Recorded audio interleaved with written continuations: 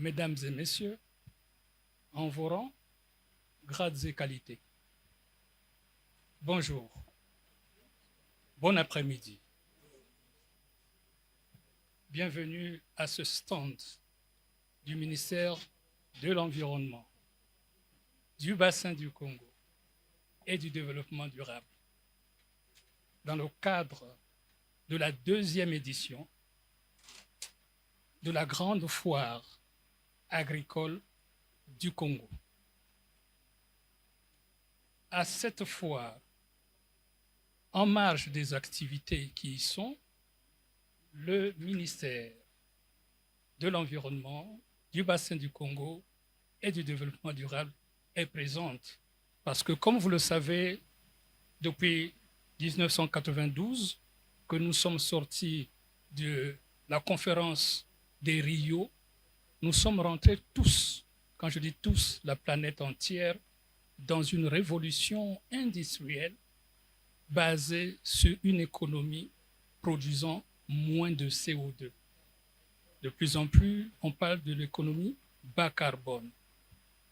Et tous les secteurs, y compris le secteur agricole, doivent donc s'adapter à ce que nous appelons le développement durable. Il en est de même donc de l'agriculture congolaise de demain.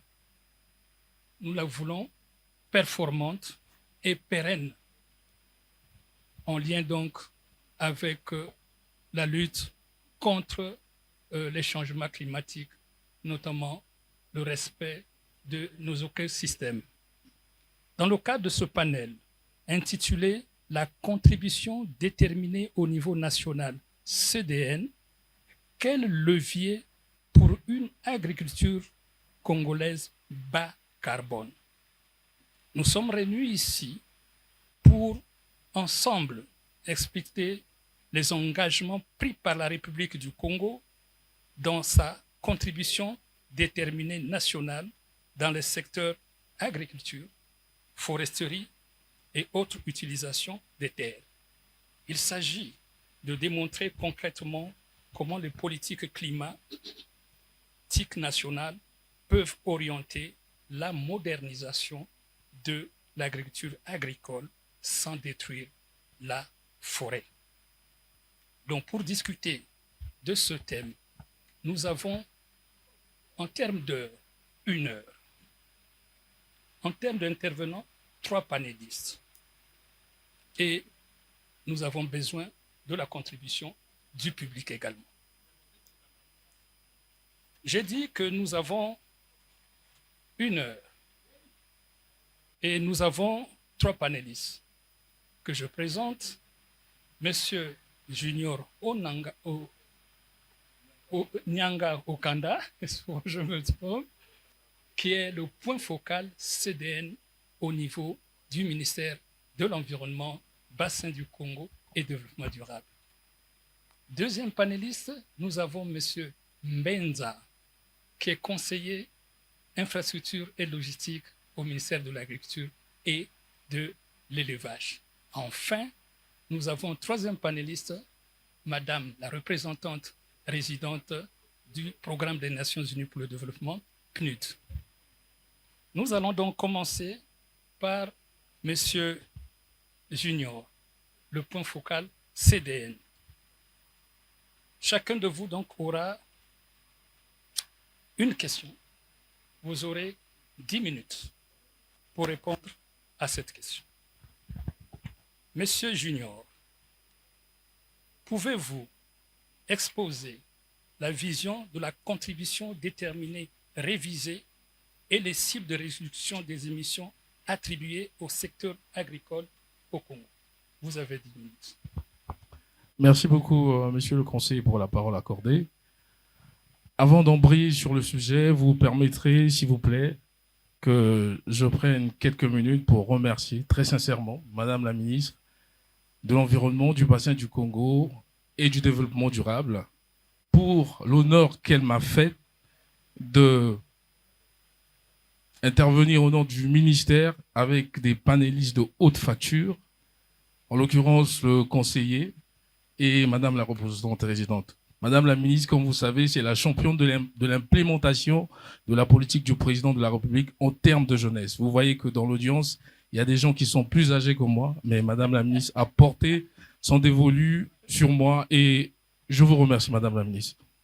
Alors, pour aller sur le sujet, j'ai prévu une présentation pour donner une image de ce qui est la CDN, des engagements du pays et des opportunités qui sont données aux agriculteurs.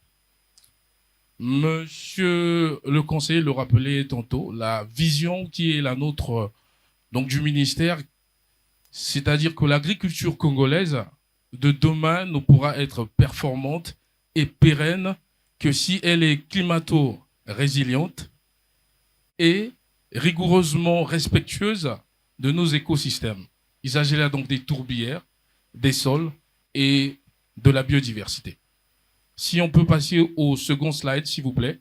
Voilà. Donc, le titre de ce panel, c'est comment est-ce que la contribution déterminée au niveau national, en cycle CDN, nous sommes à la 3e génération, peut-elle accompagner la modernisation de l'agriculture? Donc, comment la 3e contribution déterminée au niveau national ouvre de nouvelles opportunités de financement, de résilience et de modernisation pour l'agriculture congolaise? 3e slide, s'il vous plaît. Alors, qu'est-ce que c'est que la CDN, la 3e génération de l'engagement climatique du Congo dans l'accord de Paris? Parce que la CDN, c'est vraiment la cheville ouvrière de l'accord de Paris. Donc, notre CDN a été soumise le 11 février 2026. Elle s'inscrit le développement du Congo dans une trajectoire bas carbone, de rappeler tout à l'heure, monsieur le conseiller, résiliente et socialement inclusive. Nous avions reçu à ce titre des instructions fermes de Madame la ministre pour que le processus d'évaluation et d'élaboration soit totalement inclusif. Nous avons 2 volets, un secteur central, donc nous avons l'agriculture, figure parmi les secteurs prioritaires, aussi bien pour la termination, donc AFAD, qui veut dire tout simplement agriculture, foresterie et autres utilisations de terres, que pour l'adaptation. En termes de financement, la CDN est estimée pour des besoins aussi bien pour le scénario conditionnel qu'inconditionnel, autour de 8,6 milliards de dollars, des besoins financiers donc totalement, les besoins financiers estimés, et nous avons pour le secteur AFAT 2,5 milliards et pour un horizon de 10 ans. Prochain slide, s'il vous plaît. Alors, un essentiel, le secteur AFAT, effectivement, c'est un secteur essentiel, mais qui est fragilisé. Nous avons jusqu'à 40% de la population active qui travaille dans le secteur agriculture. Nous avons un PIB de 5% qui provient du secteur agricole. Et nous avons un PIB, potentiel PIB, qui pourrait être perdu si rien n'est fait pour appuyer la République du Congo dans le cadre de l'adaptation, jusqu'à 17%. Il faut rappeler peut-être que nous avons aussi la possibilité de perdre jusqu'à 160 000 places de travail. Donc c'est un paradoxe productif. L'agriculture, c'est aussi le secteur le plus vulnérable, aussi bien pour les habitants. Nous avons l'indice de vulnérabilité qui est estimé à 0,592. Donc par les pratiques extensives, peu résilientes et une faible productivité, ce que la CDN entend directement corriger. Prochain slide, s'il vous plaît. Alors nous avons un accès élargi au financement climatique. 2,5, je le rappelais, pour le secteur AFAT, sont programmés pour l'adaptation, donc à l'horizon 2025-2035, dont l'agriculture est une composante prioritaire aux côtés de l'eau et des infrastructures. Et comme moyen, vous savez que les missions, c'est toujours des hommes et les moyens. Et en termes de moyens, nous avons prévu justement le Fonds vert pour le climat, le FEM et le Fonds d'adaptation. Je voudrais ouvrir une petite parenthèse, puisqu'il y a 2 semaines, avec la permission de Madame la ministre, nous avons tenu une formation au niveau de PEFACO, où justement on a mis en exergue les possibilités les meilleures d'avoir accès au fonds dédié au Fonds vert pour le climat. Donc nous avons le partenariat public-privé climatique, vous avez l'article 6 de l'accord de Paris, et c'est inscrit dans notre CDN 3.0, c'est-à-dire que la possibilité que vous avez de vendre du carbone une fois que vous avez réduit vos émissions. Prochain slide, s'il vous plaît.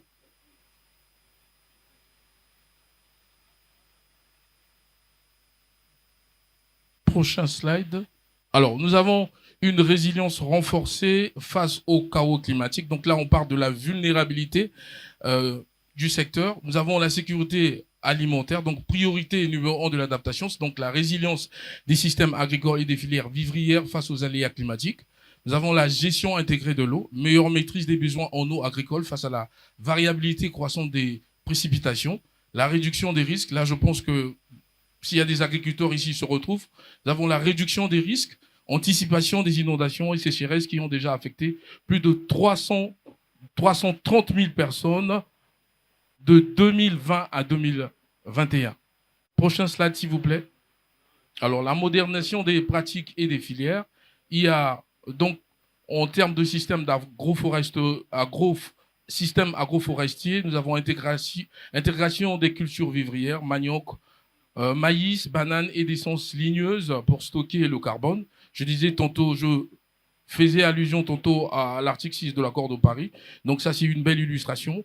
Vous avez la fertilité des sols, diffusion du compostage, de la fertilisation organo-minérale et de la gestion intégrée des nutriments. Nous avons les chaînes de valeur locales, modernisation des filières vivrières et agroalimentaires à faible intensité carbone. Donc ça, ce sont en quelque sorte des avantages, mais aussi des solutions, puisque nous ne faisons pas seulement dire que nous avons des problèmes en termes de réchauffement climatique, mais nous proposons aussi des solutions, puisque après tout, les problèmes, c'est aussi des opportunités. Prochain slide, s'il vous plaît. Alors, de nouvelles opportunités d'investissement. Nous avons le secteur privé qui peut être mobilisé à travers des partenariats publics-privés, incitation fiscale verte et accès facilité au crédit carbone pour des investissements agricoles. Alors là, vous avez par exemple des taux préférentiels pour ce qui est le cas du Fonds vert pour le climat, c'est ce qui nous a été dit. Vous pouvez avoir des financements et vous pouvez aussi demander des financements additionnels. Si votre projet, pour vous que ça puisse prouver l'aspect d'additionnalité, c'est-à-dire ce que vous apportez par rapport au changement climatique, vous avez le marché carbone article 6, donc l'agriculture bas carbone congolaise peut générer des unités de réduction valorisables à l'international.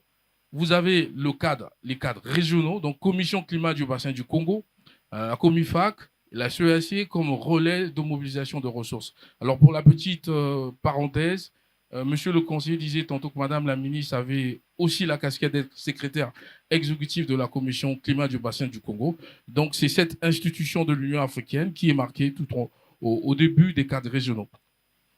Prochain slide, s'il vous plaît. Et donc, c'est l'avant-dernier. Une agriculture plus inclusive et équitable. Nous avons les femmes qui sont les premières actrices en ce qui concerne l'agriculture.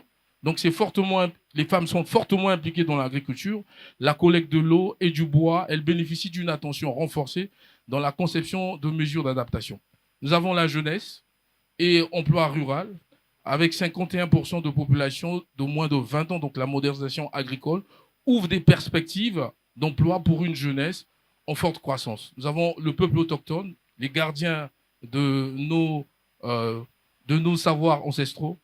Nous avons dans l'insécurité alimentaire, 46% dépassent la moyenne nationale, sont désormais associés aussi à l'élaboration et au suivi des actions climatiques. Prochain slide, s'il vous plaît. Une gouvernance dédiée à une vision à long terme.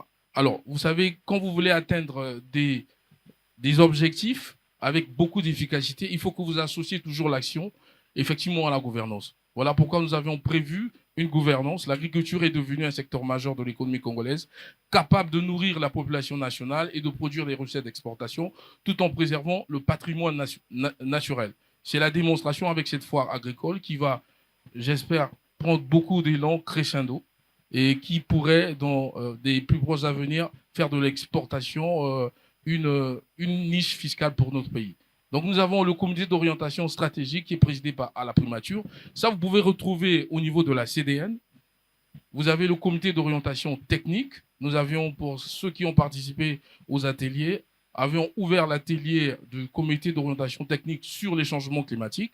Vous avez des groupes de travail sectoriels, dont l'agriculture associée aux collectivités, au secteur privé. Prochain slide, s'il vous plaît. Alors, la CDN 3.0, c'est un levier donc, de transformation pour l'agriculture congolaise. Financement dédié, donc nous disions tantôt 2,5 milliards pour l'adaptation et accès au marché carbone. Réduction possible de 72% des émissions agricoles d'ici à 2035 grâce à l'agroforesterie, résilience renforcée face aux inondations, sécheresses et insécurité alimentaire, modernisation des filières vivrières et inclusion des femmes, des jeunes et des peuples autochtones. Prochain slide. Alors, donc c'était en termes de synthèse que je vous ai fait la présentation de façon non exhaustive de la CEDEN 3.0 et des engagements du pays et ainsi que des opportunités. J'ai dit, je vous remercie.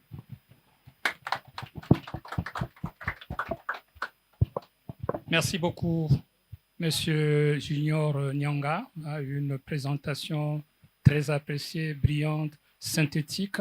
Vous avez dit que vous étiez jeune, mais on se rend compte que vous avez une abondance des informations que vous venez nous communiquer.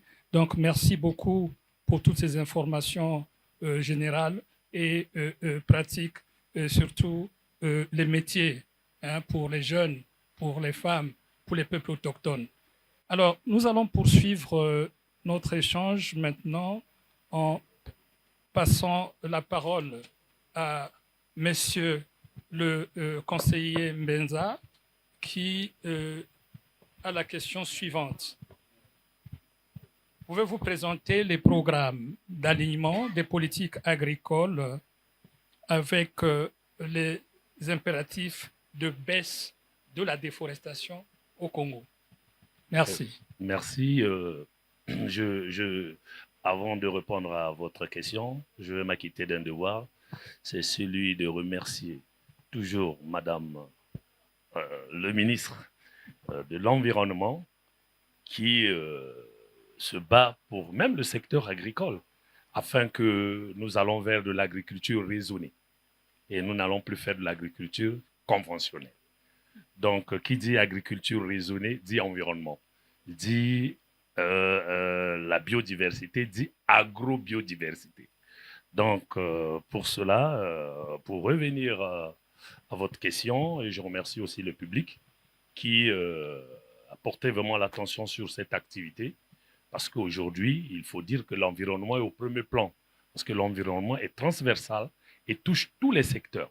Donc, nul ne peut dire qu'il peut mener ses actions et arriver à un développement sans tout ce qui est documents stratégiques, les documents nationaux, la stratégie nationale élaborée au niveau du ministère de l'Environnement. Si vous êtes hors ces documents, ça veut dire que vous ne comprenez pas les enjeux de l'heure. Alors, pour revenir au secteur agricole, je veux le situer à deux niveaux. À deux niveaux, c'est d'abord au niveau institutionnel. Et je le disais tantôt, il faut que nous ayons la culture d'intégrer la problématique climat dans tous nos programmes. Et ça, c'est un problème. Donc, ça veut dire, ça fait appel à des nouvelles compétences. Parce que nous avons des cadres, oui, mais attention, nous sommes sur des enjeux nouveaux. Donc, d'où ça interpelle à des compétences. À ce niveau-là, il y a eu l'élaboration c'est-à-dire d'un texte qui n'est autre qu'un avant-projet de loi sur de loi d'orientation de l'agriculture qui, à un certain niveau, a été rejeté parce que nous n'avons pas pris en compte tout ce qui était du climat, les nouveaux concepts tels que zéro déforestation, tout ce qui a été inscrit dans les documents de stratégie, que ce soit au niveau des documents nationaux sur la stratégie des catastrophes naturelles, que ce soit sur le développement durable, que ce soit sur sur la biodiversité. Donc, il faut l'intégrer dans cette nouvelle loi d'orientation pour que, ensemble, nous ayons un cadre qui répond aux enjeux de l'heure. Maintenant, nous descendons au niveau opérationnel. Au niveau opérationnel, ça veut dire que l'agriculture on doit aller vers ce qu'on appelle de l'agriculture, on va vers l'ACI, c'est-à-dire l'agriculture climato-intelligente. Cela veut dire quoi? Aujourd'hui, comme je le disais tantôt, que l'agriculture est vulnérable, vous venez de le dire. Nous subissons les effets, les aléas du climat. Donc, en ce moment, qu'est-ce qu'il faut faire? Nous avons deux engagements. Au niveau de l'atténuation, nous devons regarder, c'est décrit dans le CEDEN par rapport à notre participation, utiliser aujourd'hui, nous devons produire plus, oui, mais attention, nous devons éviter beaucoup d'émissions. Nous devons éviter beaucoup d'émissions des gaz à effet de serre et nous devons être résilients. Alors, nous devons produire plus, mais comment avec l'agriculture climato-intelligente. On ne pas utiliser des engrais chimiques. Il faut aller vers des biofertilisants et utiliser des biopesticides et autres et réduire. Ne pas utiliser des engrais azotés. Vous savez que de l'azote détruit de la couche de l'ozone. Et en ce moment, il peut y avoir des effets des effets qui sont néfastes une fois que la couche d'ozone est dedans. Nous avons automatiquement des rayons ultraviolets qui nous tapent dessus et l'agriculture se fait à l'air libre. D'où il faut la réduction de tout ce qui est engrais azotés et même les engrais sodiques. Et pourquoi? Même non pas seulement au niveau atmosphérique, même au niveau du sol. Tous ces polluants peuvent aller dans les nappes phréatiques, polluer de l'eau. Et vous savez que que ce soit dans le milieu urbain comme en milieu rural, l'eau c'est parmi des boissons vitales. Et lorsque l'eau est polluée, ça pose un problème de santé publique. Et même si nous utilisons de l'eau agricole, et nous aurons toujours les mêmes problèmes. Donc, à ce niveau-là, l'agriculture à notre niveau doit tenir compte de tout ça et utiliser beaucoup plus des produits pour aller vers une production forte, mais pas avec des polluants organiques persistants, hein, ou des métaux lourds qui restent et qui peuvent poser des grands problèmes, tant au niveau de la plante, parce qu'il peut y avoir des maladies de la plante, et tant au niveau aussi de nous les humains. À ce niveau-là, il faut tenir compte. Et qu'est-ce qu'on peut faire au niveau de l'atténuation, au niveau de l'adaptation. Et il faut aller vers à l'échelle terrain. Donc, les directions départementales, à travers les chefs de secteur agricole, qui sont directement en contact, qui font l'administration de proximité à travers l'encadrement des paysans. Donc, ils doivent aller vers des pratiques écologiques, de l'agroécologie, en utilisant de la matière organique, en utilisant tout ce qui est biopesticides, en utilisant des variétés résistantes et en allant à l'adaptation des calendriers agricoles. Parce qu'il y a une variabilité dans les précipitations. Donc, il y a un changement. Et si nous ne travaillons pas là-dessus, nous aurons toujours des problèmes. Et il faut aussi regarder, adapter ce que nous appelons les infrastructures, qui deviennent des infrastructures écologiques. Parce qu'il faut que nous soyons résilients. Donc, c'est à ce niveau-là que nous, agriculture, nous pouvons aller vers des productions fortes, mais attention, il faut que nous tenions compte des paramètres inscrits au niveau de notre condition déterminée nationale.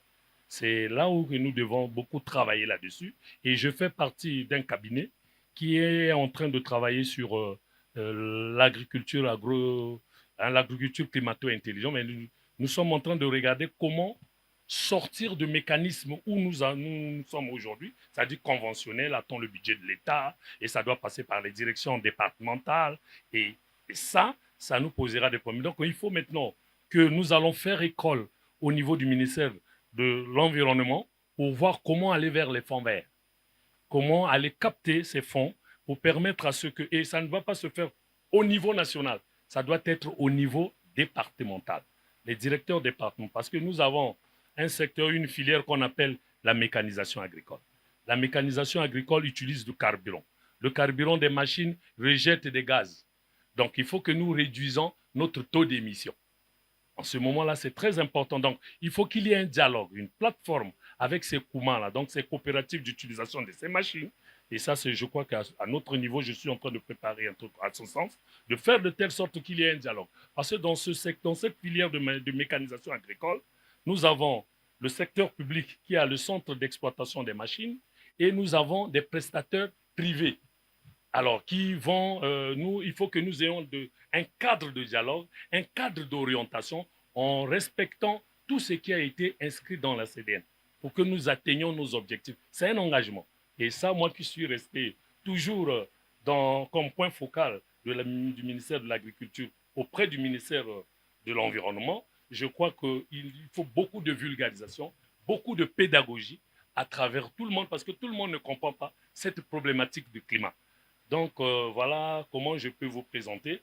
Donc, au niveau, à l'échelle terrain, variété résistante, maîtrise de calendrier agricole, accompagnement de tout et des dialogues à tous les niveaux, au niveau local, et faire comprendre même à l'autorité locale qui n'est autre que le préfet. Parce que si le préfet lui-même n'a pas la quintessence, n'a pas la matière, il serait difficile de prendre des décisions allant dans le sens de l'orientation. Donc voilà ce que je pouvais peut-être présenter comme étant notre contribution de l'agriculture. Et je reviens sur certaines pratiques pour arriver à ces productions-là. Nous devons adopter l'agroforesterie comme étant modèle de culture. C'est-à-dire que nous avons certaines espèces où le Congo aujourd'hui par la vision du président de la République, aller vers la cacao-culture, qui est une culture de sous-bois qui se fait en forêt. Oui, mais aujourd'hui, la science a démontré qu'on peut le faire en zone savanicole. Donc, à travers l'agroforesterie, en utilisant les cultures vivrières et les essences forestières. Ça peut être à croissance rapide pour des bois énergie, ça peut être dans le cas du cacao, afin d'éviter de couper tout ce qui est de forêt. En ce moment-là, on va garder les exploitations qui sont restées à l'époque dans la zone forestière et puis faire de telle sorte que ces genres de cultures, on utilise, la recherche a démontré qu'il y a des espèces de cacao, on en a vu l'expérience de Brésil, on peut utiliser ce type de culture-là au niveau savanicole et ça pousse bien. Déjà, la zone dans le département de la Cuvette, pour ceux qui en connaissent, vous allez voir que nous avons même une grande pépinière. Nous voulons ramener de sortie de cette culture-là, de la sanga, afin de ne pas énerver la couverture végétale. Et ça, c'est bon. Nous avons aussi des zones humides, les tourbières, par exemple. C'est vrai qu'il y a une population, la zone, en commençant par Toku, en descendant par Boignela, toute cette zone-là est une zone de tourbières. Mais qu'est-ce qu'il ne faut pas que nous allons par rapport, parce que, bon, c'est vrai qu'ils consomment, hein, ils font de l'agriculture vivrière à la marge insignifiante, mais nous ne devons pas leur inculquer aller détruire ces tourbières-là. Et donc, nous devons trouver des mécanismes d'utiliser pour faire de telle sorte qu'ils n'aillent pas dans le sens de diminuer ou de détruire tout ce qui est potentiel dans ces tourbières-là. Nous sommes dans... Donc, le ministère de l'Agriculture doit comprendre l'enjeu et accompagner, à travailler ensemble de façon concerte avec le ministère de l'Environnement. Et nous devons faire de telle sorte que nous avons, au niveau institutionnel, si je remonte, nous avons certaines lois spécifiques qui ne doivent pas toujours attendre la loi de l'agriculture. La loi telle que la loi sur les pesticides. Et ça, le ministère de l'Environnement peut emboîter le pas à travers les experts et autres, un cabinet qui travaille sur la loi sur les pesticides, la loi sur la mécanisation. On peut travailler en deux et pour regarder comment cadrer tout cela pour permettre à ce que nous soyons plus efficaces et faire l'enjeu afin que nous atteignions les objectifs de nos engagements et faire de telle sorte que dans les financements innovants, que le secteur agricole puisse mobiliser vraiment des ressources à un niveau acceptable. Je pense que je remercie. Merci beaucoup, merci beaucoup. Voilà, Monsieur Mbenza. Je pense qu'ici, dans le public, j'ai vu les gens comme moi-même être vraiment avides des informations que vous venez de nous communiquer sur ce passage entre notre agriculture actuelle et l'agriculture résiliente à laquelle nous voulons vraiment accéder. Merci beaucoup pour toutes ces informations. Vous avez parlé de la pédagogie. Je pense que c'est dans cette direction et surtout l'agroforesterie dont vous parlez. Souvent, les gens pensent que c'est quelque chose de nouveau, mais c'est vraiment une approche qui est vraiment africaine. Les jardins de cage, les vergers villageois, c'est des exemples de l'agroforesterie. Donc, après, vous avez terminé sur les mécanismes de financement. Parce que tout ça, il nous faut mbongo, il nous faut de l'argent. Donc, ça tombe bien que nous avons pensé à faire venir Madame la représentante résidente du programme des Nations Unies pour le développement, à qui donc nous allons poser La question? Oui, la question suivante. Madame la représentante résidente, nous avons démarré en parlant du PNUD, des Nations Unies, avec cette organisation de cette conférence sur la Terre en 1992 qui nous a ouvert la voie dans cette nouvelle économie bas carbone. Donc, pouvez-vous partager avec nous les mécanismes d'appui techniques et institutionnels, je dirais aussi politiques, à la mise en œuvre des engagements climatiques du Programme des Nations Unies pour le développement en général et le PNUD Congo en particulier. Merci beaucoup, monsieur le conseiller. À l'image de ceux qui m'ont précédé, je ne pourrais déroger vraiment à l'agréable de voir, madame la ministre, vous êtes dans la salle, de vous saluer et de vous remercier pour nous avoir associés à cette réflexion ô combien intéressante et stratégique à ce moment justement où le Congo est en train d'aller vers la mise en œuvre de ses engagements climatiques. Félicitations pour l'initiative en marge de cette foire agricole et merci de nous avoir associés. Monsieur le conseiller, vaste question, mais à l'image de ceux qui m'ont précédé, peut-être allons droit au but. Je crois qu'il faut reconnaître ici le fait que la République du Congo, sur les 15-20 dernières années, s'est vraiment mise aux normes de ses engagements internationaux. C'est-à-dire que le Congo lui-même est aujourd'hui un champion et un modèle.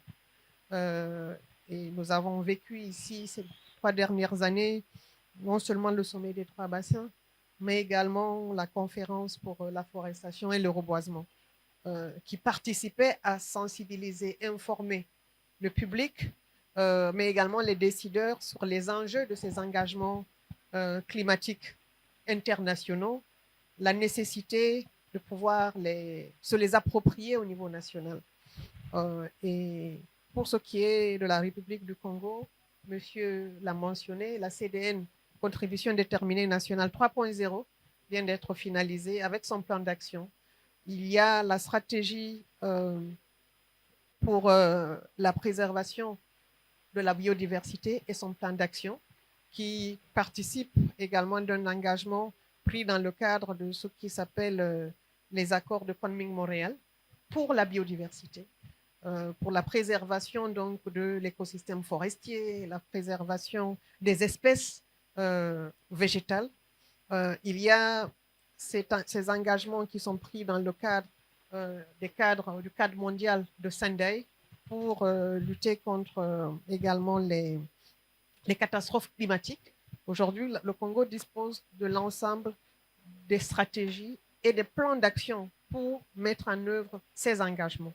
Et la prime de disposer de ces outils, c'est que le Congo peut aujourd'hui aller valablement vers les mécanismes de financement climatique que vous avez évoqués.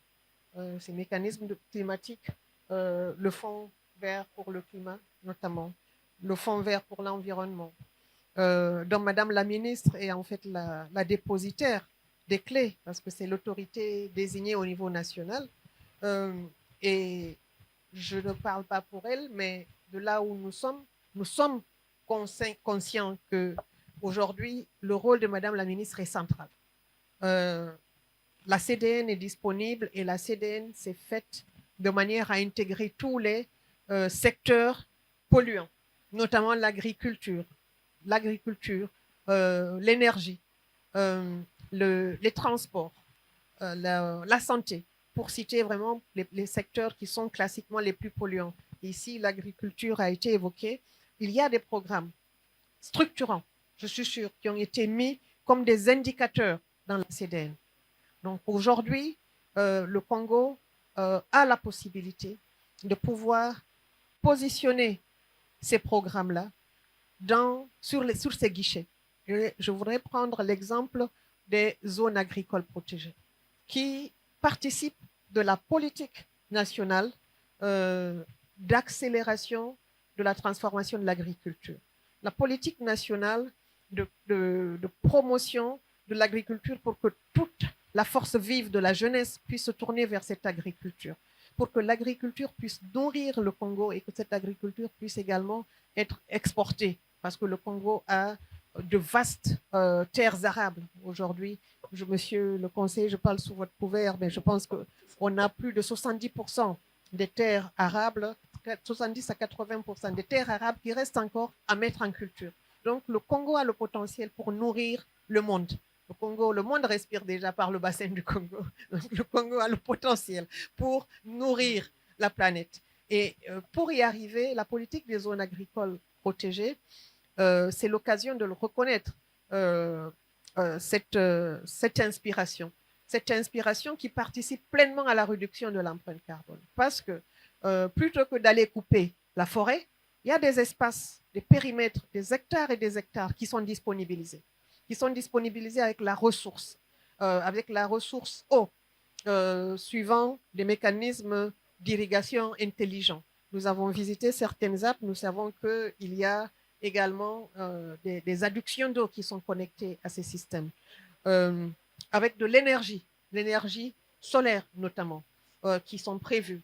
Il y a tout un système de transformation, de gestion des déchets sur ces zones agricoles protégées, avec le recyclage, hein, parce qu'il y a également l'agriculture au sens large, c'est également l'élevage. Donc, le recyclage de ces produits-là, issus de l'élevage, pour que ça nourrisse comme ferment, comment on appelle, comme nutriment, voilà, comme nutriment, les cultures agricoles.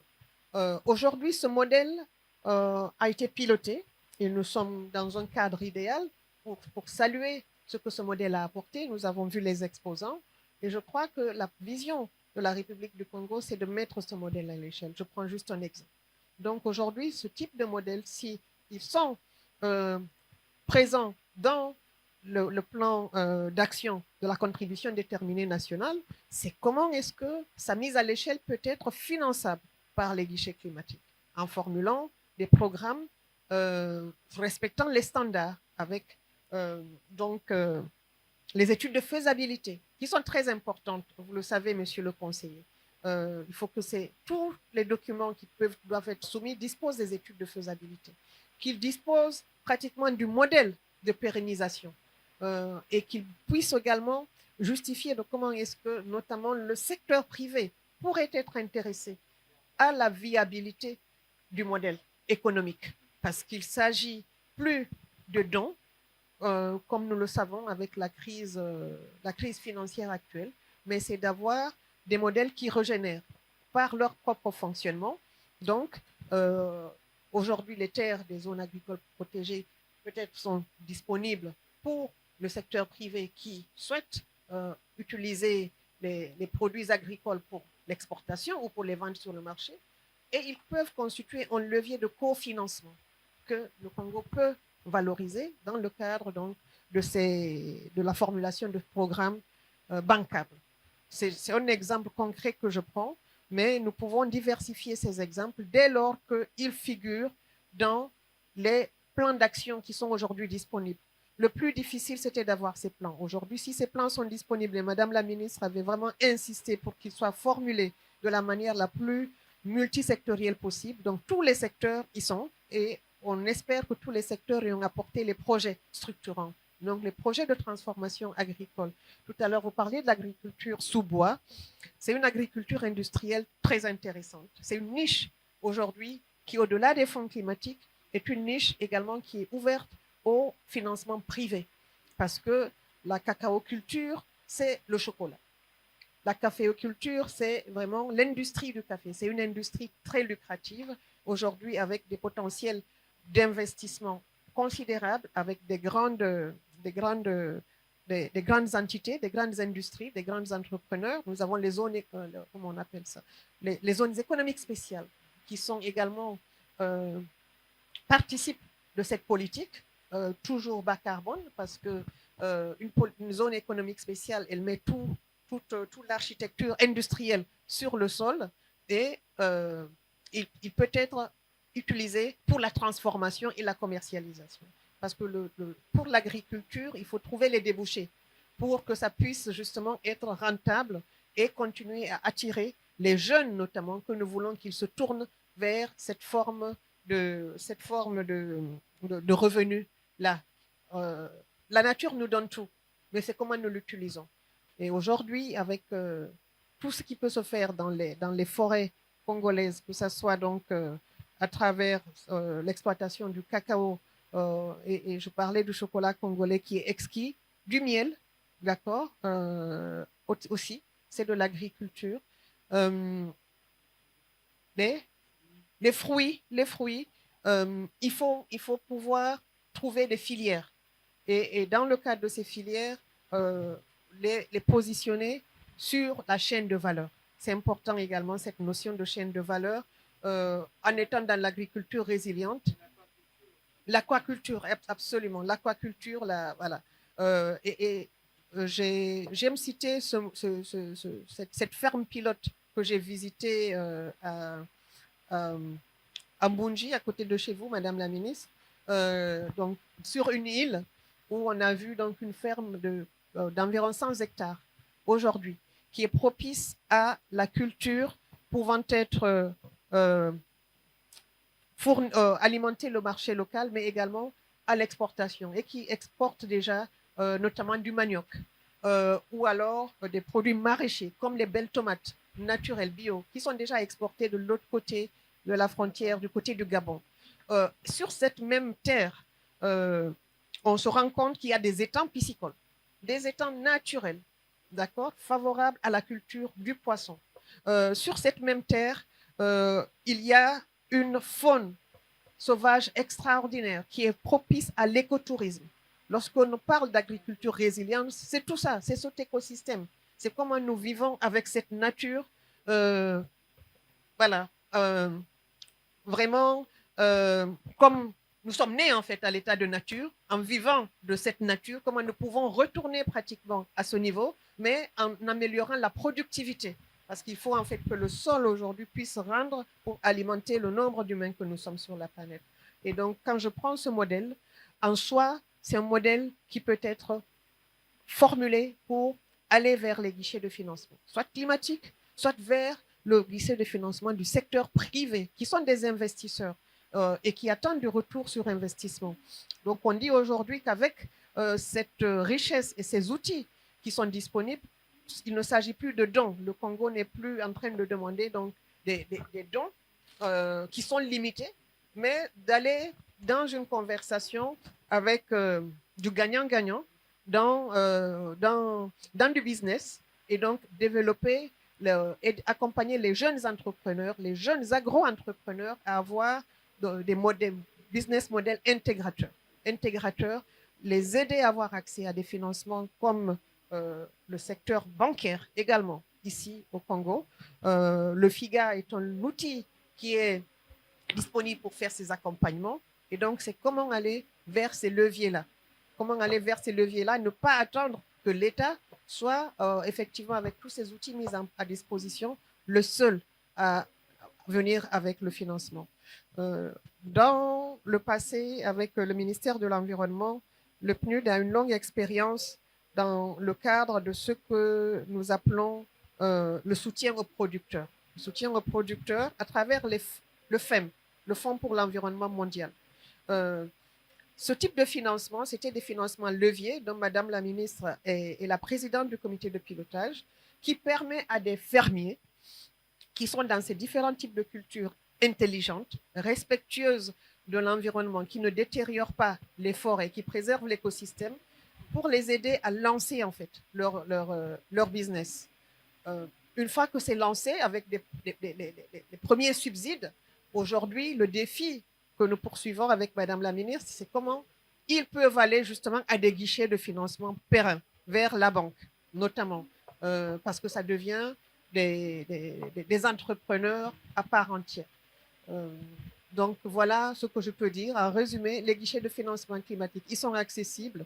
Mettons, nous, à la confection de programmes bancables présentables à ces guichets. Il y a le fonds d'adaptation, d'accord. Il y a le fonds pour les pertes et dommages auxquels le Congo est compatible, on va dire. Le Congo est éligible. Il suffit de regarder dans le plan d'action de la CDN et dans les plans d'action pour la biodiversité, les plans d'action pour la prévention des catastrophes naturelles, prendre là les projets de la République qui ont été présentés pour les soumettre. Parce que ces guichets de financement n'attendent qu'un mot magique, alignement. Alignement avec ces outils. Et l'alignement existe déjà. Comment on fait les études de faisabilité? Vous aviez parlé de l'appui technique. Nos institutions sont là justement pour accompagner la réalisation des études de faisabilité. L'accompagnement de prototypage pour montrer à ces guichets que les modèles sont opérationnels, que ces modèles sont viables et que ces modèles, une fois que ces guichets vont avoir confiance pour investir dans ces modèles, les modèles pourront s'auto-financer et les modèles pourront aller pour être repris en charge par des cofinancements privés. Ce sont les principaux, les principales conditionnalités. Donc les fonds climatiques. Le secteur privé aujourd'hui au Congo investit beaucoup à travers la responsabilité sociétale. D'accord? Dans le cadre de la responsabilité sociétale, les secteurs privés interviennent dans la préservation et la promotion de cette agriculture. Je sais que beaucoup ont sponsorisé certains des jeunes entrepreneurs qui sont ici.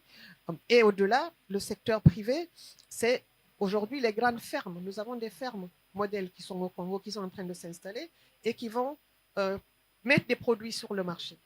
Donc aujourd'hui, ce secteur est celui qui est en train de contribuer également à la mécanisation intelligente de l'agriculture, à la production à grande échelle.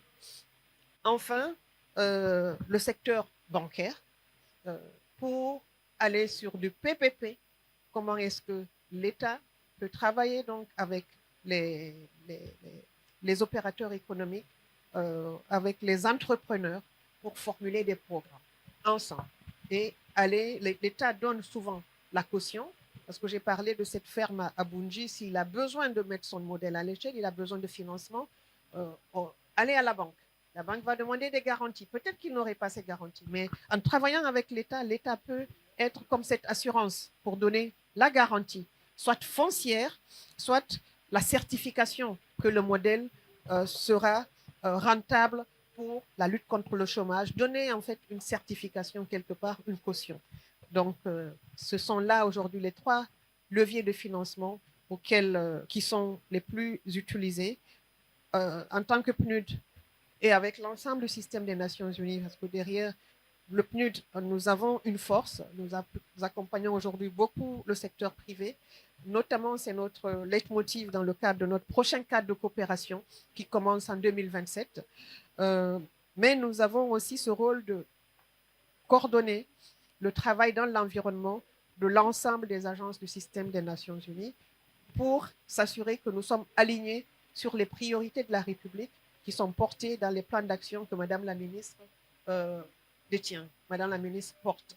Et donc, aujourd'hui, toutes nos agences sont là pour apporter la technicité nécessaire à la formulation de ces programmes qui vont être présentés au guichet de financement climatique, mais également qui vont être présentés au niveau des banques, au niveau du secteur privé.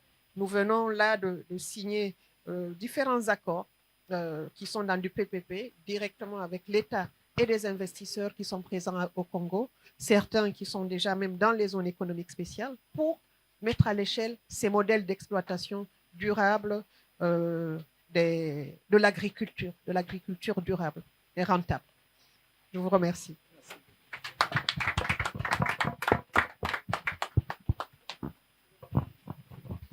Merci beaucoup, Madame la représentante présidente, pour vraiment toutes ces informations que vous avez touchées, entre autres,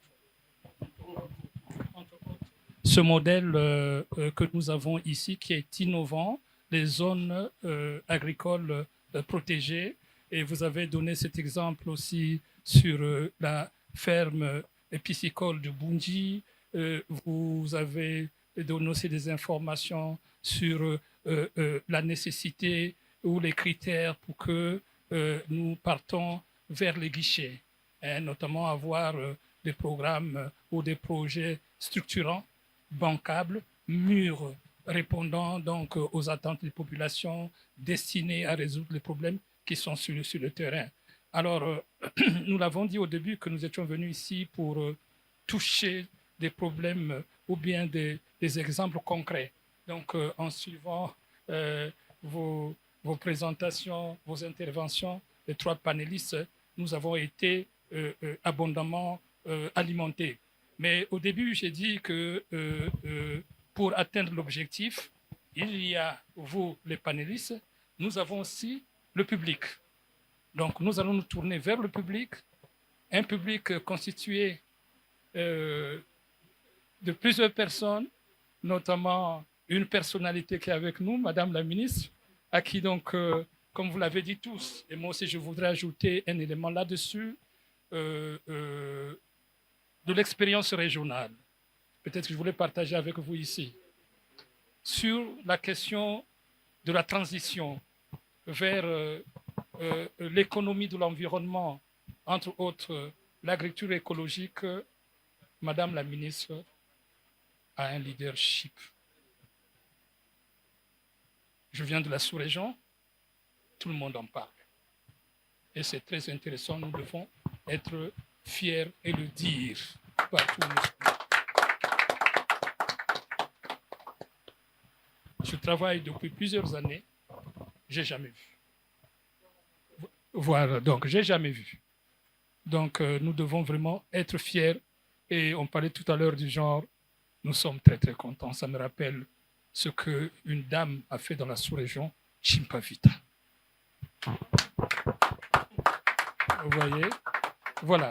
Donc, en passant donc la parole aux participants, je commence donc par Madame la ministre. Madame la ministre. Je vous remercie tous les 3, particulièrement la représentante du PNIB, Monsieur le conseiller, Monsieur le point focal CDN, ainsi que vous-même, hein, que le modérateur qui n'est plus à présenter, hein, Monsieur Tabouna Honoré, qui a travaillé, comme il l'a dit, pendant des années dans la sous-région, et particulièrement au niveau de la Commission économique des États d'Afrique centrale, hein, en portant la problématique de l'environnement, du développement durable, de l'agriculture. Donc, ça ne pouvait pas mieux tomber comme lui que sur lui comme modérateur de ce panel-là. Je ne vais pas m'appesantir trop longtemps parce que je dois devoir partir. Mais j'ai fait venir de mon bureau un document qu'on a abondamment évoqué, dont la conclusion est toujours en ligne. C'est la troisième contribution déterminée au niveau national. Tout en félicitant une fois de plus Junior, Nyanga tout à l'heure, mon point focal, CDN. Moi, je pense que la représentante du PNUD l'a dit tout à l'heure, je suis l'autorité nationale désignée du climat de la République du Congo. C'est-à-dire, je suis en charge de toutes les questions qui portent sur le climat, mais également au niveau de ce qu'on appelle le fonds vert pour le climat. Ce fonds vert nous fait obligation, tous les 5 ans justement, c'est là où je voulais en venir, de retoiletter, de revisiter cette CDN, cette contribution nationale au niveau de contribution déterminée au niveau national. Cet outil qui a été brillamment présenté, mais je vais vous le présenter autrement. C'est un outil de quantification des émissions des industries. La représentante l'a dit aussi autrement, c'est l'outil de quantification et de gestion des pollutions. Et c'est un outil hautement transversal, ce document. C'est le document qui nous permet au Congo de parler de ce qu'on appelle la notion de durabilité, la prise en compte de cette notion dans toutes les politiques sectorielles, pas simplement de l'État, même du secteur privé. Donc, il est important, lorsque nous parlons de l'agriculture, vous vous dites quelle est la relation avec la pollution, mais c'est les engrais, le conseil l'a dit tout à l'heure, polluent.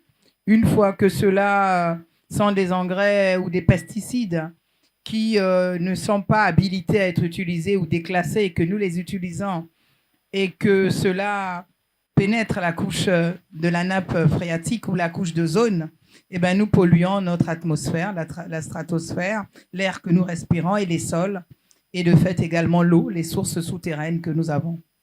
Donc, il nous faut vraiment comprendre qu'on ne peut bâtir une économie au sens large d'un pays sans la prise en compte d'une CDN.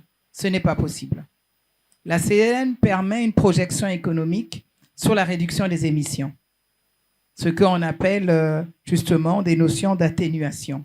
Nous sommes certes de bons élèves, mais nous devons continuer ce travail et lever des fonds d'adaptation pour nous permettre de financer certainement notre transition énergétique, notre transition écologique, parce qu'aujourd'hui, financer les 17 objectifs de développement durable nécessite beaucoup, beaucoup, beaucoup d'argent. Lorsque vous regardez l'agenda 2063 de l'Union africaine, nous avons l'accord de Paris avec les engagements pris, oui. Nous avons la déclaration de Nairobi sur le climat. C'est une déclaration africaine qui colle à cet agenda. Et nous avons du côté de l'Europe et des Nations Unies l'agenda 2030. Nous avons souscrit à ces agendas. Donc, il nous faut maintenant dérouler les feuilles de route, puisque nous avons des plans d'action, et aller à la mise en œuvre, tout simplement, de ces documents qui sont les balises de ce que nous sommes en train de faire. Nous avons également un autre document qui a été abondamment cité, la stratégie nationale et le plan d'action de gestion de risque et de catastrophe. Aujourd'hui, ces documents nous permettent l'anticipation. Comment réellement anticiper sur ces questions de climat? Les érosions, la pluviométrie que nous ne contrôlons plus. Donc, il nous faut réellement, dans le cadre de Sendai, même si nous changeons beaucoup de vocables en allant vers les pertes et dommages, mais tout revient sur la notion du cadre de Sendai au départ, qui nous permet aujourd'hui de pouvoir donc anticiper sur justement ces questions de changement climatique. Nous avons également un tout dernier qui est très innovant, c'est la stratégie nationale de développement durable. Cette stratégie est un document fondamental. C'est ce qu'on appelle un programme national de développement sans tout simplement le cadre programmatique. C'est le document de référence même pour bâtir et concevoir un PND. Donc, il nous faut, une fois qu'on a ces documents, il me manque le PNAE que je n'ai pas avec moi ici, celui de l'environnement, il nous faut pouvoir nous approprier tous ces documents. Donc, je parle aux experts qui sont là, aux cadres qui sont là, pour permettre une meilleure appropriation au niveau de l'État. Parce que dans l'ensemble de ces documents, ça impacte sur l'agriculture que nous voulons climato-résiliente. Vous voyez? Si nous ne prenons pas en compte tous les aspects dans ces documents que vous pensez qu'on doit mettre dans une bibliothèque, non, ben nous aurons du mal à atteindre ces objectifs-là. Parce qu'aujourd'hui, nous avons réussi à pratiquement aligner tout le cadre institutionnel et réglementaire, mais surtout toute la documentation nécessaire, les stratégies quinquennales, qui nous permettent aujourd'hui de dire oui, nous pouvons bomber le torse et dire nous sommes à jour pratiquement de tous nos textes. Vous voyez? Il y a la stratégie de la biodiversité aussi qui est là, ces deux documents qui nous manquent là avec moi. Je ne sais pas, je ne les ai pas vus venir. Je les ai demandés pour vous les présenter parce qu'il ne faut pas que ça soit des choses abstraites. Vous les avez sur notre site internet, surtout la CDN, que nous avons publiée, parce qu'il nous est fait cette obligation, comme je vous l'ai dit, tous les 5 ans qui cadrent avec les différentes conférences sur les changements climatiques.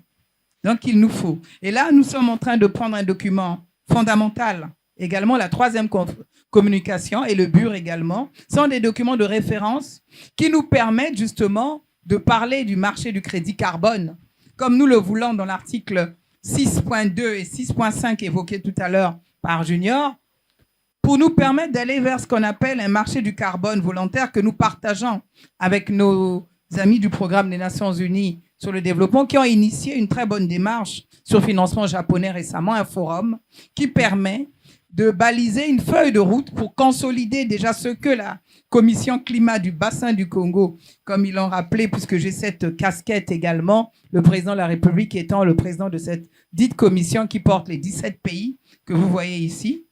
Et ce sont des pays qui sont des pays africains Et c'est ensemble que nous constituons aujourd'hui ce rempart de l'humanité qui est le premier séquestrateur net carbone de la planète. Donc, comment gérer les humains que nous sommes sur cette planète si nous avons un ventre vide? Donc, il nous faut comprendre comment fonctionne notre agriculture à l'ère du changement climatique, comment fonctionne notre autre source d'alimentation qu'on appelle les ressources halieutiques, donc, et comment également gérer notre bien-être, comment cohabiter avec nos frères de cette faune, puisque nous sommes cette biodiversité. Nous l'oublions souvent, mais si nous n'arrivons pas à nous alimenter, si nous dégradons tout, nous emmenons des bionoses, des zoonoses déjà, puisque nous bousculons la faune de son habitat pour aller soi-disant à une agriculture qui n'est pas climato-réceptive, on va dire, comme ça, et résiliente au changement climatique, alors que vous l'avez rappelé tout à l'heure, Madame la représentante, nous avons énormément beaucoup de terres arables aujourd'hui qui nous permettent réellement de pouvoir simplement changer notre façon de penser que nous devons simplement cultiver devant notre porte. C'est aussi ça, nos habitudes que nous devons modifier. Il nous faut modifier nos habitudes. Il nous faut pouvoir avoir le courage de dire « je pars de Mindouli pour aller à Owando pour faire mon agriculture ». Vice-versa. Si la source d'eau, elle est par exemple du côté de Kélé, eh bien je vais vers la source d'eau puisque nous avons besoin d'irriguer, mais d'irriguer de façon durable et résiliente. Parce qu'il n'est pas question de rendre comme on l'a fait à Pointe-Noire. Pointe-Noire est un véritable gruyère où nous avons perforé Pointe-Noire avec des forages qui ne sont pas aux normes pour gérer nos petites zones maraîchères et ensuite chercher, soi-disant, à avoir de l'eau douce. Mais résultat, nous sommes en train de rendre de façon peu responsable les sources d'eau de Pointe-Noire, d'eau douce, que bientôt nous n'en aurons pas. Il faut dire simplement les choses. Voilà. Donc, il nous faut au centre de tout ça un facteur liant, déterminant, ce sont les études d'impact environnemental et social, qui ne nous interdisent pas de faire, de développer, mais qui nous accompagnent, simplement en donnant des avis et des recommandations. Comment concilier développement économique, tout simplement, et respect de l'environnement. C'est intrinsèquement lié, c'est indissociable. Donc aujourd'hui, tout le long de notre deuxième participation à la Grande Foire agricole du Congo, vous avez, je terminerai par là, ce qu'on appelle des agendas. Nous avons prévu 15 panels de ce type tous les jours, sur des panels sur le climat et la transition agroécologique, des panels sur la restauration des terres et l'adaptation locale, puisque nous sommes veille d'une COP de la désertification. Nous avons également, dans le cadre justement de notre gestion aujourd'hui de l'agriculture, la finance climatique avec ses ANSES et la bioéconomie qu'il nous faut porter avec, comme vous l'avez dit, des guichets de finance climatique pour le développement de l'agriculture résiliente au Congo. Et nous vous invitons donc dans ce cadre-là à venir nombreux parce que nous avons besoin de nous abreuver, nous avons besoin de savoir pour pouvoir avancer sans pour être un des grands experts. Moi, mon premier métier, c'est le journalisme. Mais aujourd'hui, nous sommes tous obligés de nous mettre à l'appropriation de ces questions qui ne nous épargnent pas. Nous sommes tous concernés par le changement climatique et la protection de l'environnement. Donc, nous avons des sujets comme comment la CDN du Congo accompagne-t-elle la modernisation de l'agriculture. C'est du concret. Nous aimons avoir ici des entrepreneurs, des jeunes agriculteurs, la sensibilisation et la communication. Nous devons la faire. Nous parlerons d'agroforesterie, comment concilier la préservation des forêts et le rendement agricole. Vous voyez, nous avons des problématiques comme pourquoi et comment les entreprises agricoles congolaises peuvent s'approprier la CDN 3.0. Nous avons la création des activités agricoles inclusives et résilientes au changement climatique, un projet qu'on appelle ProClimat. Nous avons également la promesse climatique qui est là. Nous avons l'impact sur le rendement des producteurs en termes d'adaptation et d'atténuation. Nous avons également le zéro dégradation des terres à l'horizon 2030, solutions pratiques pour nos agriculteurs. Nous avons l'adaptation au risque d'inondation et gestion de l'eau dans les bassins de production. Nous avons également le changement climatique et impact sur le foncier. Tout est lié.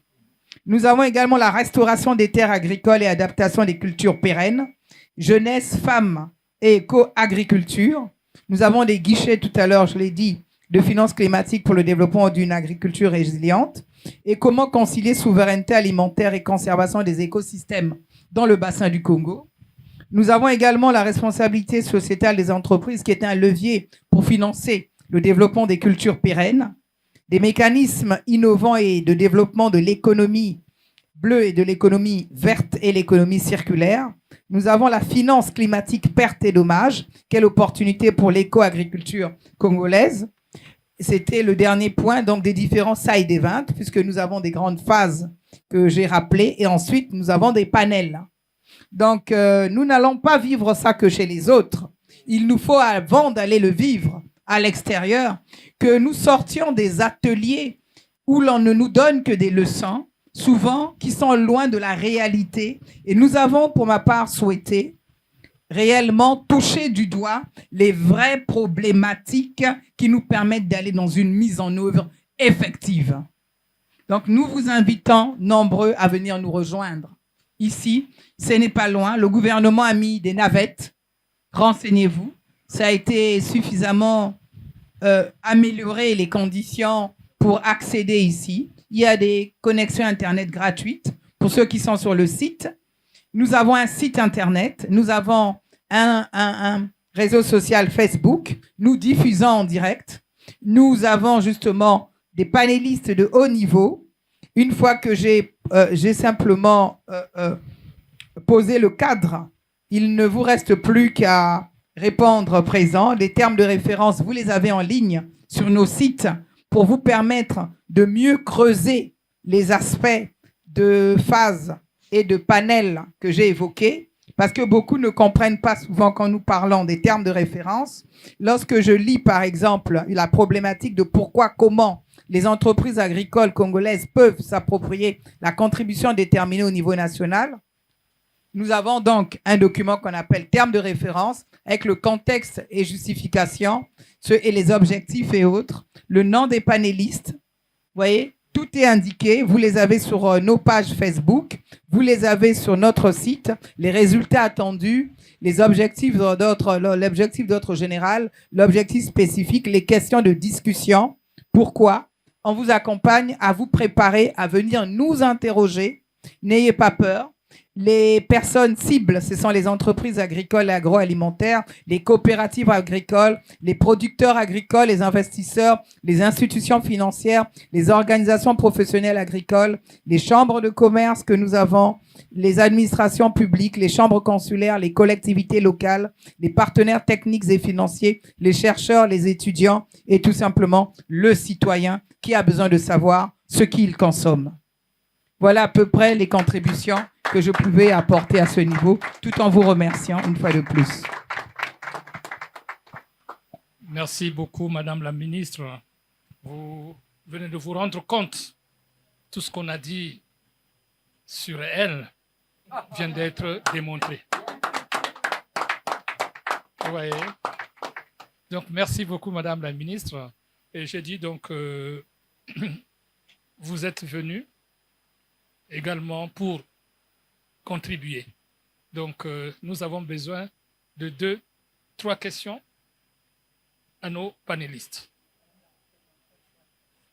Merci.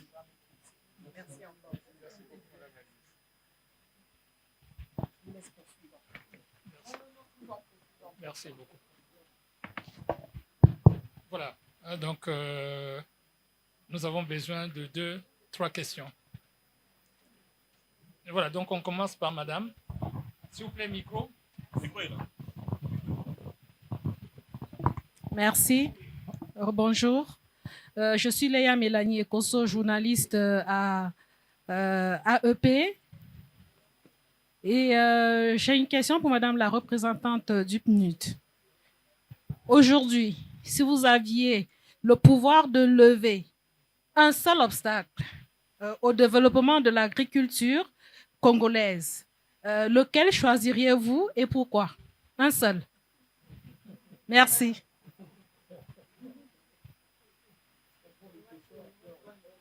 Oui, on prend les questions, après on va répondre. Est-ce qu'il y a une autre question, monsieur? Vous voulez poser la question? Je voulais juste m'adresser au point focal. C'est quoi une incitation verte, une incitation fiscale verte? Est-ce qu'il y a une autre question?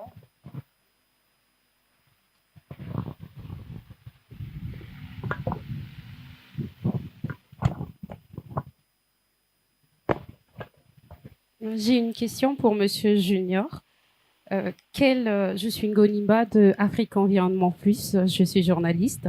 Face aux effets du changement climatique, quelles stratégies sont mises en œuvre pour rendre l'agriculture plus résiliente? Merci.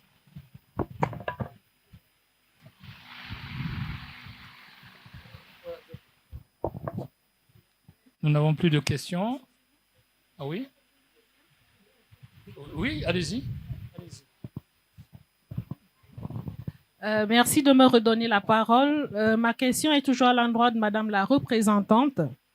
On parle beaucoup d'autonomisation des jeunes et des femmes. Quelle place occupe-t-il dans les programmes que vous soutenez dans le secteur agropastoral aujourd'hui, les jeunes et les femmes? Merci. Merci, madame, pour vos deux questions. Nous allons donc passer la parole aux panélistes. Nous commençons par madame la représentante résidente. Son micro. Vous avez deux questions. Quel obstacle, s'il y avait un obstacle à lever? Et deuxième question, l'autonomisation des femmes et des jeunes. Merci. C'est une question difficile, hein, madame. Elle est difficile parce qu'elle limite. Mais bon, je crois aussi que c'est fait exprès. Le fait de limiter, c'est de mettre la priorité sur peut-être ce qui pourrait être le détonateur.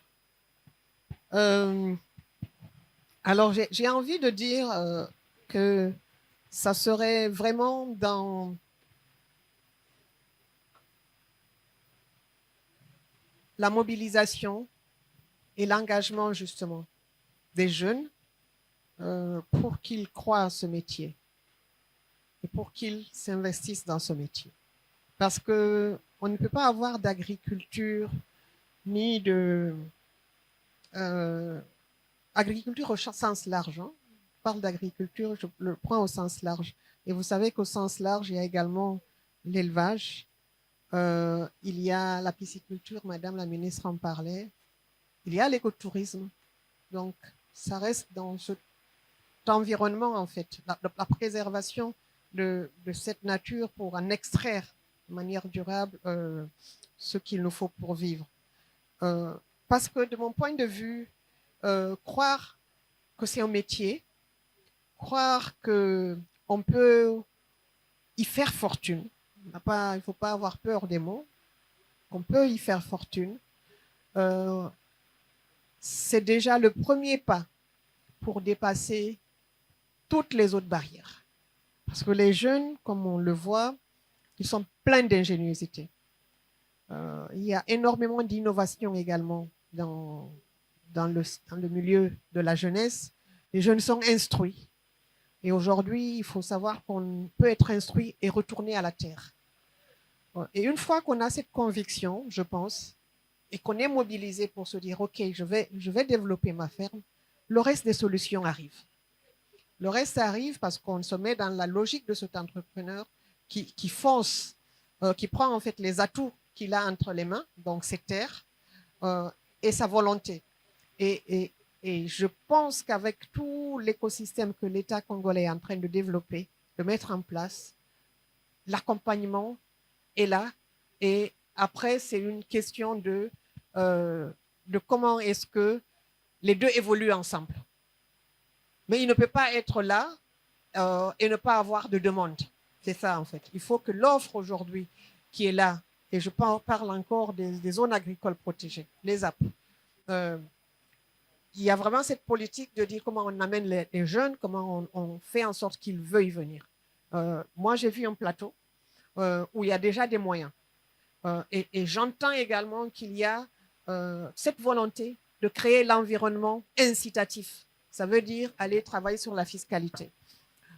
Et tout ça, ça commence par où? Ça commence par la volonté de se dire, ben, je veux être fermière. Je veux être fermière agricole. Je fais des études, peut-être d'ingénierie, d'accord, même informatique. Mais après, je veux en fait retourner dans la terre parce qu'il y a de la place. Je veux être entrepreneur agricole. Ça, je pense que c'est aussi cette masse critique-là qui pourra arriver à contraindre ce qui pourrait apparaître aujourd'hui comme contrainte. C'est-à-dire que quand il y a une masse critique qui veut faire quelque chose, l'environnement va s'ouvrir.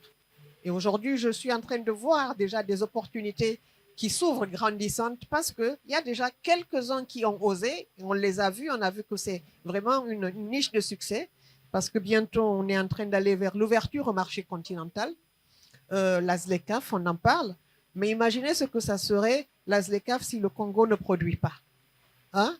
Ça veut dire que nous allons continuer à tout manger de l'extérieur alors que nous avons des terres arables à souhait et qu'il ne faut pas...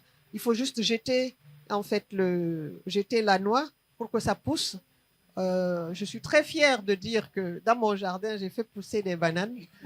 Et quand j'ai montré le régime de bananes sur les médias sociaux, les gens m'ont dit, mais non, mais ça, ce n'est plus de la banane culture de jardin, c'est une culture industrielle. Non, j'ai dit, c'est la fertilité de la terre au Congo. Et mon jardinier voulait que moi, j'achète de la terre noire, entre guillemets. J'ai dit non, pour moi, la terre est là. J'ai déjà vu des choses pousser sur du sable. Je parie que cette terre, elle est suffisamment fertile. Donc, même quand mon jardinier pensait qu'elle n'était pas fertile, elle l'a donné au régime de banane, que je peux vous dire, ça a été partagé à souhait. Et le cycle était tellement court. Je me souviens que c'est en décembre que j'ai entendu la première fleur éclore. Et au mois de mars, on a dégusté les bananes. 3 mois. Alors qu'encore, on me disait qu'un bananier ne fait qu'une seule fois. On m'a dit, donc comme il avait déjà produit une fois, on m'avait dit il faut couper pour lui permettre de remonter parce que sinon il ne va pas refaire. C'était comme si c'était un pied de nez, comme on dit, pour dire que ben, la richesse du sol congolais n'a pas encore fini de révéler tout ce secret. Et même d'en apprendre certainement, je pense aux experts en matière d'agronomie. Donc, pour moi, c'est la volonté, madame. Et la deuxième question, la volonté et la mobilisation de cette jeunesse. Rêver, en fait, il faut y rêver. Il y en a qui rêvent d'être fonctionnaires, qui rêvent d'être ministres certainement, qui rêvent d'être diplomates. Mais tout ça, en fait, on peut le faire en faisant la terre. Donc, de rêver en fait qu'on veut avoir une ferme agricole et qu'on veut vivre de cette ferme agricole et qu'on veut avoir ces produits qui sont vendus sur d'autres continents avec son nom et son label. Et ce que nous faisons aujourd'hui pour la jeunesse congolaise, justement, n'est pas loin de cette réponse. Nous accompagnons les acteurs parce que nos projets sont des projets, ce sont les programmes structurants de la République du Congo que nous aidons à mettre en œuvre. Nous accompagnons notamment dans le secteur de l'entrepreneuriat. Et aujourd'hui, le principal atout dans l'entrepreneuriat, c'est dans l'agriculture, c'est dans l'agro-industrie, c'est dans comment nourrir le Congo de ce qui se produit au Congo ici. C'est là qu'il y a le principal marché. Après, comment exporter avec la certification du Made in Congo vers le niveau international. Donc nous, aujourd'hui, notre niche dans la jeunesse, dans l'accompagnement de la jeunesse, c'est surtout là, dans l'accompagnement au levier que la République du Congo a mis en place à travers tout l'écosystème d'entrepreneuriat, de commerce, de zone économique spéciale, les accompagner pour encadrer ces jeunes. Que donc les jeunes aient cette formation, les jeunes aient l'accès au financement, les jeunes aient toutes les autres préconditions que vous m'avez dit de ne pas forcément citer, mais toutes ces préconditions, s'il n'y a pas la force de la foi et du rêve, on ne peut pas les mettre en place. Après, c'est dans le coaching également. Nous faisons beaucoup de coaching. Nous accompagnons les programmes de coaching de la jeunesse, les programmes de mise en stage de la jeunesse, que ce soit dans l'administration publique ou dans le secteur privé, mais ce sont des programmes et des outils nationaux. C'est notamment des outils qui sont portés par le FONEA, c'est des outils qui sont portés par l'ADPME, par la CPCE, des outils qui sont portés par le FIGA, d'accord, qui sont portés par la Banque postale du Congo. C'est là que nous nous trouvons. Donc, tous ces outils existent et aujourd'hui, nous travaillons avec toutes ces entités pour créer, pour accompagner la jeunesse à saisir ces opportunités qui sont déjà présentes. Je vous remercie. Merci beaucoup. Merci beaucoup. Alors, nous sommes en train d'avancer. Vous voyez que c'était tellement intéressant. On avait commencé à 15 heures, on avait dit 1 heure, mais on n'a pas vu le temps passer. Alors, Monsieur Junior, vous avez 2 questions. Et, bon, voilà, la stratégie et d'autres questions sur les incitations vertes, je crois. Merci beaucoup, Monsieur le conseiller, pour la parole accordée. Merci beaucoup pour vos questions. Ça témoigne de l'intérêt que vous avez porté à ce que nous avons dit. Et pour revenir un peu dans le sens de ce que disait Madame la représentante, moi je suis économiste de formation. Au 19e siècle, il y avait un courant des économies qu'on appelait par des physiocrates, qui croyaient dur comme fer que la richesse venait de la terre, qu'on ne pouvait pas se développer sans pour autant qu'on puisse valoriser la terre. Et vous verrez que dans tous les pays industrialisés, les pays les plus développés au monde, ils ont commencé d'abord par développer la filière agricole, agro-industrielle. Et ensuite, comme dans le management, on appelle ça par le vol des soies, c'est-à-dire qu'on a commencé petit et on a développé jusqu'à ce qu'on fasse des grandes choses. L'exemple le plus patent, c'est la Chine. Il n'y a pas très longtemps, regardez les Chinois marcher, faire du vélo. Et aujourd'hui, nous avons des voitures comme des Jetour qui pullulent, si vous permettez l'expression, ici. Donc c'est pour dire que effectivement, il y a de quoi, si on maîtrise, encore une fois, la chaîne de valeur dans le secteur agricole, on peut gagner beaucoup d'argent et être extrêmement riche. Alors, pour venir sur la question de la fiscalité, je parle là sous le contrôle du conseiller, vous avez aujourd'hui au niveau institutionnel, si vous faites dans l'agriculture, vous avez la possibilité d'importer tout ce qui est comme machine et tutti quanti. Vous ne payez aucun franc. L'exonération. Mais vous avez aussi, comme je disais tantôt, dans le cadre de l'accompagnement avec le ministre, à travers le ministère de l'Environnement, puisque ça a été dit ici, Madame la ministre, c'est l'autorité nationale désignée auprès des fonds verts pour le climat ou bien d'autres fonds. Et là-bas, vous avez ce qu'on appelle par des taux préférentiels. On ne dira jamais assez. Aujourd'hui, quand vous allez dans une banque pour faire votre business, on va vous proposer, par exemple, des taux de 17 à 20%. Parfois, c'est préjudiciable par rapport à votre projet. Parce que commencer un projet, c'est un risque. Vous ne savez jamais si vous allez avoir un retour sur investissement. Et si vous avez déjà un taux qui est autour de 17 à 20%, ça peut dissuader. Mais si vous allez au travers les fonds comme le Fonds vert pour le climat, vous avez des taux préférentiels, c'est-à-dire des taux qui vont de 0 à 1%, comme ça. Donc vous avez là un avantage comparatif par rapport aux autres. Mais pour ce faire, il faut que vous soyez dans le formel. Parce que nous avons, par exemple, dans le cas du projet PACO, certains qui ont soumissionné pour avoir du financement, parce qu'il y a des projets concrets, et jusqu'à hauteur de 50 millions, par exemple. Mais la question qui leur a été demandée, au final, quand on a étudié leur dossier, c'était de demander, est-ce que vous êtes propriétaire des terres? Est-ce que vous êtes reconnu légalement au niveau de l'État? Donc, il faut se formaliser. Et la deuxième question qui m'a été posée, c'était la question sur la stratégie. Eh ben, la stratégie, vous avez la CDN. La CDN, vous vous excuserez du fait qu'on ne vous a pas produit du papier parce que, comme on dit, la charité bien ordonnée commence par soi-même. Et donc, nous, au ministère de l'Environnement, pour jouer sur l'impact environnemental, nous ne faisons pas trop dans le papier, on fait dans le numérique. Donc, vous avez là tout ce qui est documents, et vous avez la possibilité effectivement d'aller sur Internet, voir, vous tapez tout simplement CDN 3.0, une FCC, et vous avez la CDN 3.0. Mais pour parler concrètement la stratégie, eh ben, nous avons pris des engagements au niveau de l'accord de Paris.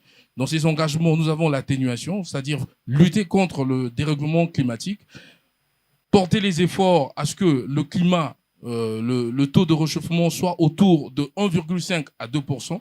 Et pour ce faire, on prend des initiatives. C'est la stratégie qui a été rappelée par monsieur le conseiller, bas carbone, en faisant, et si vous avez remarqué, par exemple, dans certains, par exemple au stade, ou bien vous avez Brazzamol, vous avez vu l'installation des panneaux solaires. Ça contribue effectivement par rapport à ça. Et quand une fois vous avez démontré auprès de ces fonds que vous avez évidemment travaillé pour la réduction des émissions de gaz à effet de serre, et quand c'est vérifié, parce qu'il ne suffit pas de dire tout simplement que vous avez lutté contre les changements climatiques, il ne s'agit pas seulement de dénoncer, mais il faut encore démontrer qu'effectivement, vous avez travaillé à réduire les émissions. Une fois que vous avez fait ça, vous avez la possibilité de venir auprès du ministère de l'Environnement, vous être accompagné par des experts, et à partir de là, nous allons concevoir des notes conceptuelles, comme les termes de référence, ce qui permet évidemment d'avoir une idée du projet que vous voulez porter. Et ensuite, il va y avoir d'autres étapes jusqu'à aller sur les études de faisabilité. Une fois que vous avez des études de faisabilité, en ce moment, votre projet peut être soumis auprès des bailleurs qui vont financer. Et évidemment, vous allez, une fois que vous avez fait ça, vous avez une expérience, l'expérience qui vous permettrait d'avoir encore plus d'opportunités auprès des autres fonds. Voilà un peu ce que je voulais dire par rapport à votre question. J'espère avoir répondu. Merci. Merci beaucoup. Alors, nous allons...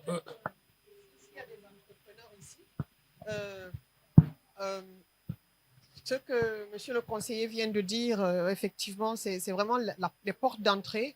Je voudrais aussi peut-être compléter en disant qu'aujourd'hui, le Congo ayant ratifié plusieurs accords multilatéraux, accords et traités, comme vous savez, le Congo a vraiment est le champion du multilatéralisme. Donc, dans le cadre notamment de son dialogue avec certains États, que ce soit l'Amérique, que ce soit la Chine, aujourd'hui, il y a des tarifs préférentiels. Il y a même des zéro tarifs qui sont appliqués aux produits qui viendraient du Congo, produits de la terre. D'accord? Donc, imaginez que vous cultivez, vous voulez vous mettre dans la niche du poivre. On en a besoin là-bas. Et donc, aujourd'hui, si vous cultivez, vous pouvez faire de l'exportation sans payer de tarifs douaniers et donc faire du bénéfice. Le défi dans ça, c'est que vous puissiez vous mettre, et on vous encourage à ce que ça soit avec de la valeur ajoutée. On a parlé de chaîne de valeur. Il faut que de moins en moins, nous cessions de dire nous produisons, nous arrachons et nous envoyons. Essayons de transformer. Essayons de mettre de la valeur ajoutée. Essayons de torréfier, de transformer en café, de mettre de cette valeur parce que c'est ce qui va être vendu le plus avec le meilleur taux de retour sur investissement pour vous qui avez investi du temps et des ressources dans cette production. Merci. Merci beaucoup. Nous allons donc clôturer. Au départ, nous nous sommes posé la question comment on peut démontrer concrètement ce passage-là entre l'agriculture actuelle congolaise vers une agriculture résiliente, donc adaptée au changement climatique, adaptée à tout le discours des Nations Unies, développement durable, les trois piliers, l'économie, le social, l'écologique. Et vous avez aussi suivi ici que le Congo peut exporter. Le Congo peut nourrir. Et c'est pas du vent, c'est du concret puisqu'il a toujours fait. Je suis passé au marché Rungis de Paris, un grand marché, pendant que je faisais mes études. Je suis rentré, quelqu'un m'a montré, dit, lisez un peu sur ce carton. C'était écrit mangue de l'Oudima. Mangue de l'Oudima. Dit, monsieur, ça vient de chez vous? Oui. Je suis fils de maraîcher. En 72, on exportait les produits agricoles d'ici à Kinshasa. J'accompagnais mes parents pour exporter vers Kinshasa. Nous avions à Pointe-Noire quelqu'un qui s'appelait Congo Bar, qui exportait chaque semaine des vivres par avion à Libreville. Et aujourd'hui, vous allez vous rendre compte que le manioc qui est mangé à Yaoundé, à Libreville, d'où je viens, la pâte vient du Congo. Vous voyez? Donc le Congo, comme les autres pays de l'Afrique centrale, du bassin du Congo, nous sommes dans une puissance. Et cette puissance-là n'est pas théorique. C'est parce que le mot Congo, quand vous enlevez le ko, c'est l'espace. Le ngo, c'est le symbole du léopard dans la langue Congo. Le ngo, transformé en ngwe, c'est le léopard en moshi. Le ngo, c'est le symbole aussi du léopard en teke. Et le ngo veut dire la puissance. Donc cette zone, c'est une zone de puissance agricole, minière, climatique. Donc nous pouvons terminer par là. Moi, je voudrais vous remercier.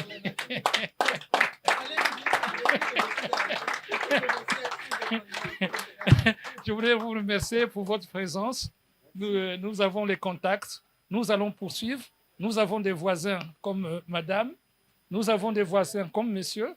Donc, madame a listé tous les programmes que nous avons ici. C'est pour faire vraiment cette conciliation environnement, climat, finance et développement économique.